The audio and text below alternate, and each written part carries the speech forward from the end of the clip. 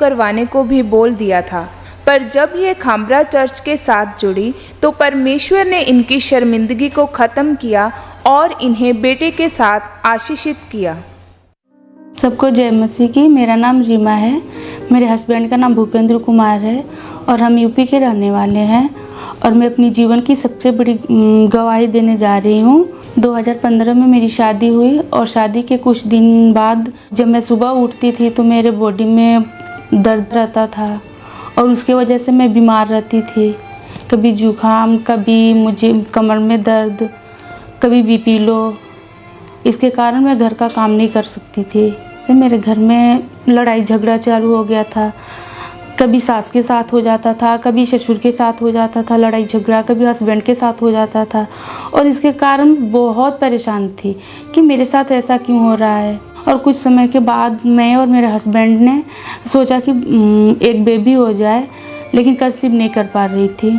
जब मेरे वाइफ को बेबी नहीं हो रहा था तो मैं इसको प्राइवेट हॉस्पिटल में लेके गया, जहाँ पे हम दोनों का जांच हुआ, जिसमें इसका नॉर्मल आया और हमारे को डॉक्टर ने बताया कि आपका शुक्राणु 5% है, आपको लगभग 3 महीने दवा खानी पड़ेगी, फिर आगे देखेंगे। फिर मैंने डॉक्टर से दवा ली और 3 महीने तक खाया। जो भी शुक्राणु थे 5% वो भी कम हो गए, 0 हो गए। फिर मैंने दूसरे डॉक्टर को दिखाया, वहाँ भी 0 आया। वो भी दवा दिए, खाया, कोई रिजल्ट नहीं आया, 0 आया। ऐसे करते करते 1 साल तक मैंने कंटिन्यू दवा खाया। मेरे जो शुक्राणु थे वो 0 थे, जिसके वजह से हमारी पत्नी प्रेग्नेंट नहीं हो पा रही थी। ऐसे करते करते हमने 3 डॉक्टर बदले। समझ में नहीं आ रहा था कि क्या करें। मेडिसिन खा रहे थे लेकिन कोई उसका फ़ायदा नहीं हो रहा था। फिर मैंने अपने दोस्तों से बात किया तो दोस्तों ने बताया कि इस डॉक्टर के पास जाओ और वो बहुत अच्छे डॉक्टर हैं, जो भी कमी है सब दूर होगी। जब मैं और मेरी पत्नी चौथे डॉक्टर के पास गए तो डॉक्टर ने हम दोनों की रिपोर्टें चेक की और उसमें डॉक्टर ने बताया कि आपके शुक्राणु बिल्कुल 0 हैं, आप IVF करवा लो और कोई चांसेस नहीं है। चौथे डॉक्टर ने भी जवाब दे दिया कि आपको IVF ही कराना पड़ेगा, इसका कोई चांस नहीं है। अब जब डॉक्टर ने बात बोल दी तो मेरे मन में ये भी चलता था, पता नहीं होगा कि नहीं होगा। और मैं अगर मैके में भी जाती थी तो ज़्यादा नहीं निकलती थी बाहर, क्योंकि हर कोई पूछता था आपका बेबी नहीं है। इसकी वजह से मुझे शर्मिंदगी महसूस होती थी। और ससुराल में तो मैं कहीं रिलेशन में भी नहीं जाती थी। बच्चे ना होने के कारण मेरे पति में और मुझ में हमेशा लड़ाई झगड़ा ही होता था और मेरी शादीशुदा ज़िंदगी भी लगभग ख़राब ही हो रहा था। हमारी शादी 6 साल हो गया था और मैं एक बार भी 6 साल में प्रेग्नेंट नहीं हुई। मैं बहुत परेशान थी अपनी ज़िंदगी से और उसके कारण मैं रात में भी रोती थी, दिन में भी रोती थी। ना मैं दिन को सो पाती थी ना मैं रात को। एक दिन मेरे हस्बैंड के दोस्त ने बताया, आप खामरा चर्च जाओ, आपका 100% बेबी होगा। और मेरे हस्बैंड ने ड्यूटी से आए तो मुझे बताया कि मेरे दोस्त ने ऐसे ऐसे बोला कि खामरा चर्च जाओ और वहाँ बेबी का ब्लेसिंग होगा। तो हम लोग ने उसको माना। फिर हम लोग मीटिंग अटेंड करना शुरू कर दिया ऑनलाइन। जब मैं और मेरा पति ने पहली बार मीटिंग देखा तो गवाही देखी और सब देखी तो मुझे बहुत अच्छा लगा। और सबको ब्लेस कर रहा है प्रभु, तो हमको भी ब्लेस करेगा। फिर मैंने और मेरे पति ने मीटिंग को अटेंड करना शुरू कर दिया विश्वास के साथ। फिर मैं 9 सितंबर 2021 को मैं मीटिंग अटेंड कर रही थी। पता है क्या होली स्पिरिट मुझे बोल रहा है? अपने बच्चों के नाम रख लो, आप नाम रख लो, सोच लो। अभी ये पवित्र खुदा की प्रेजेंस वाली जगह है, सोच लो। अनफ्रूटफुलनेस आपकी बॉडी को छोड़े। खुदा ने कहा था कि फलवंत हो और मल्टीप्लाई हो, फलवंत हो जाओ। हर एक गंदा वर्ड, नेगेटिव वर्ड जो आप पर बोला गया, आज वो कैंसिल हो और शर्मिंदा हो। जैसे मैंने उस प्रेयर को ग्रहण की तो परमेश्वर का आत्मा ने मुझे छुआ और उसके बाद से मेरा बॉडी एकदम से गर्माहट सा हुआ और मेरे शरीर से एकदम ब्लैक कलर का कुछ निकला। उस प्रार्थना को ग्रहण करने के बाद जब मैंने अपना प्रेगनेंसी रिपोर्ट चेक की तो पॉजिटिव आया। जब मैं 6 साल के बाद मैं प्रेग्नेंट हुई तो मतलब मैं इतना खुश थी, मेरे हस्बैंड, मेरे पूरी फैमिली इतना खुश था कि पहले जैसा ज़िंदगी नहीं था, बहुत बदल गया मेरा लाइफ। और परमेश्वर ने मुझे 2022 में 18 मई को बेबी बॉय के साथ ब्लेस किया। अब मैं अपने बेटे के साथ और मेरे पूरी फैमिली के साथ हम सब लोग खुश हैं। मेरे सास ससुर, मेरे हस्बैंड, मतलब जितनी भी फैमिली है बहुत खुश हैं।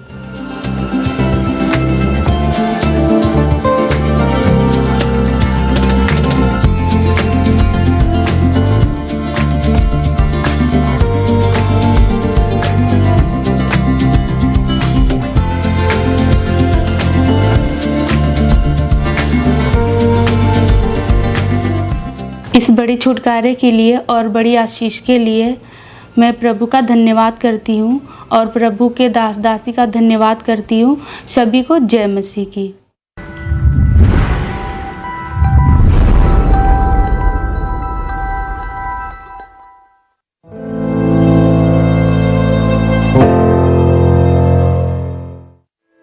जैसा कि यूहन्ना अध्याय 8 में लिखा है, सो यदि पुत्र प्रभु यीशु मसीह तुम्हें स्वतंत्र करेगा तो सचमुच तुम स्वतंत्र हो जाओगे। इसी वचन के द्वारा इस भाई ने आज़ादी पाई। सबको जय मसीह की। मेरा नाम ललन कुमार है, मैं बिहार का रहने वाला हूँ। आज मैं अपनी जीवन की सबसे बड़ी गवाही देने के लिए जा रहा हूँ। अभी मेरा उम्र 35 वर्ष है। जब मैं 9-10 साल का था तो अपने गांव में भैंसों को गांव से बाहर चराने के लिए ले जाया करता था। जो लड़के भैंसों चराने के लिए मेरे साथ जाया करते थे वो लड़के मेरे उम्र से ज़्यादा बड़े होते थे। कोई 15 साल के थे, कोई अपना 12 साल के थे। वो सभी लड़के सब नशा करते थे। तो वो लड़के लोग बोलते थे एक बार जर्दा का नशा करके देखो, अच्छा लगेगा। उनके बार बार कहने पर मैंने तंबाकू का सेवन उन लड़कों के साथ पहली बार किया। जब मैंने उन लड़कों के साथ पहली बार नशा किया तो मेरा तो मुंह लगता था फाड़ देगा, सर में चक्कर आने लगा। 5 मिनट 7 मिनट के बाद कुछ अच्छा लगने लगा। जब उन लड़कों के साथ में मैंने जर्दा का नशा करना शुरू किया, वो लड़के लोग मेरे को 2-3 दिन तक जर्दा खाने के लिए दिया। जब उनको पता चल चुका कि इनको जो है इनका जर्दा का नशा का इसको पूरा लत लग चुका है, वो फिर जर्दा मेरे को देना बंद कर दिया। अब बोलता है कि तुम अपने पैसे से अपना खुद ले आओ, खुद खाओ। अब मेरे को जर्दा खाने की आदत बन चुकी थी। अब जो है उस टाइम हम कमाते भी नहीं थे, 9-10 साल का उम्र था, घर में कोई मेरे को देता भी नहीं था, छोटा उम्र था। मैं चोरी करना शुरू कर दिए। घर में गेहूँ चुरा करके दुकान पर बेचता था और जो पैसा मिलता था उनका मैं जर्दा खाता था। मैं जर्दा के साथ साथ बीड़ी सिगरेट का भी सेवन करना शुरू कर दिया। मैं एक दिन में 1 बंडल बीड़ी का, 1 बंडल सिगरेट का, 1 पैकेट जर्दा का खा लेता था। मैं अपने घर वालों से छुप छुप कर नशा करता था। ऐसे नशा करते करते मेरी उम्र 15 साल हो गया। मेरे घर वालों ने बोला अब तो तुम थोड़ा बड़ा हो गया, अब तू पंजाब चले जाओ, कुछ कमा लो। जिन लड़कों के साथ मैं पंजाब आया था वो लड़के भी शराब के नशा करते थे। मैं भी उसी के साथ रहते थे। मैं भी उसके साथ शराब का नशा करना शुरू कर दिया। पहली बार तो पीने में सही नहीं लगा, कड़वापन लगा। बाद में हौली हौली जब पीना शुरू किया अच्छा लगने लगा। फिर मेरे को भी दारू का नशा करना अच्छा लगने लगा। मैं फिर आधी बोतल पीना शुरू कर दिया। बिना शराब पिए मेरा शरीर कांपता था, मुझे नींद नहीं आता था। अब मैं पंजाब में आया, मुझे यहाँ पर किसी का डर नहीं था, न मम्मी था न पापा था। अब यहाँ पर सब नशा करना शुरू कर दिया। दिन में जर्दा बीड़ी भी, रात में दारू भी, नशा पूरा मैं करने लगा। यहाँ पर मैं मजदूरी करता था।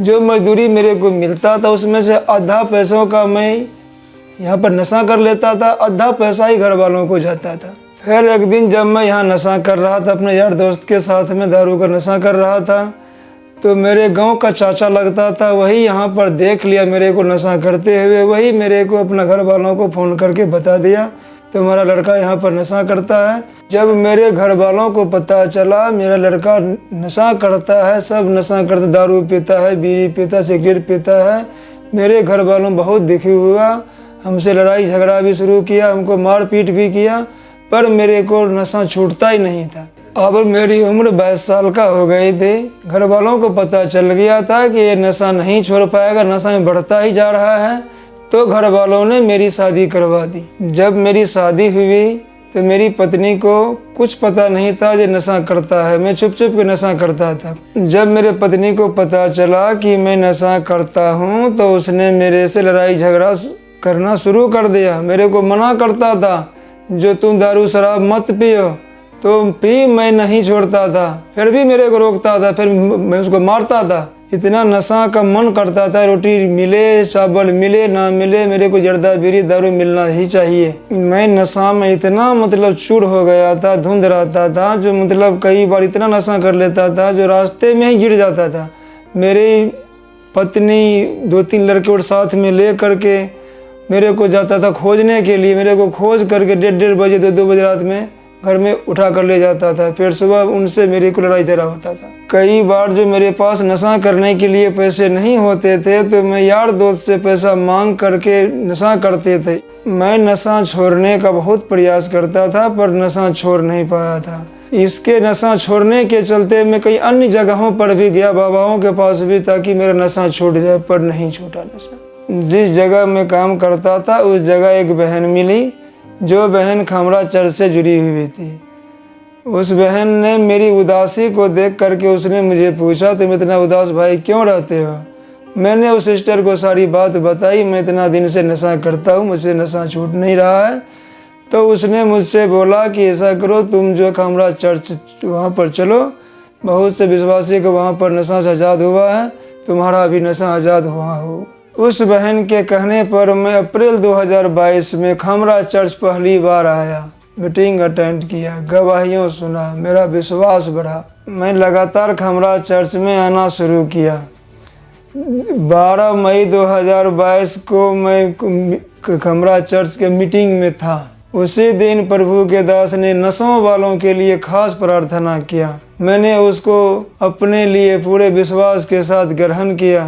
वो सारी दुष्ट आत्माएं आउट आउट आउट।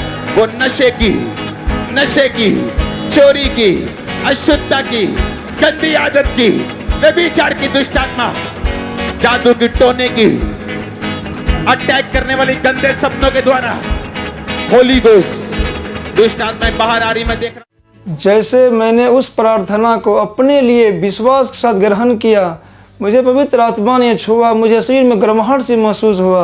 अब मैं उस दिन से ना जर्दा खाता हूँ, ना बीड़ी पीता हूँ, ना सिगरेट पीता हूँ, ना दारू पीता हूँ।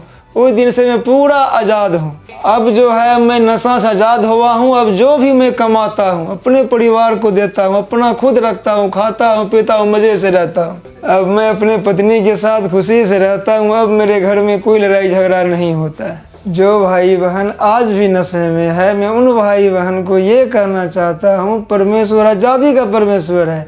उसने मुझे नशों से आज़ाद किया है, परमेश्वर आपको भी नशों से आज़ाद करेगा। परमेश्वर के साथ जुड़े रहो, बने रहो, खड़े रहो, विश्वास रखो, परमेश्वर पर आपको भी आज़ाद करेगा। आज़ादी का परमेश्वर आपको भी आज़ाद करेगा।